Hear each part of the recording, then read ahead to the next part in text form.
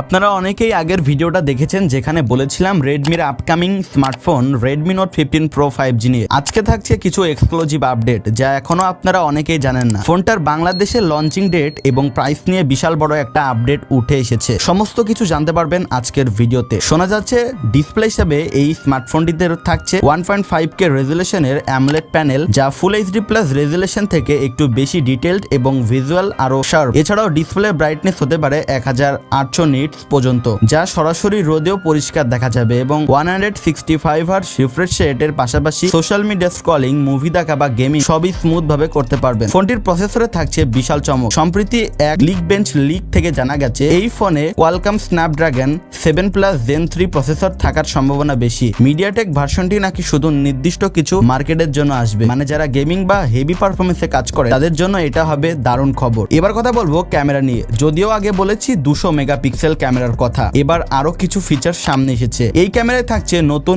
AI ultra clarity mode, যা লো লাইটে ছবিকে অনেক বেশি ডিটেইলড ও শার্প করে তোলে। তাছাড়া চারিদিকে শোনা যাচ্ছে OIS optical image stabilisation EIS দুইটাই থাকবে, মানে ভিডিও রেকর্ডিং হবে ঝাঁকুনি মুক্ত, একদম প্রফেশনাল লেভেলের। ব্যাটারিতে থাকছে বিশাল চমক।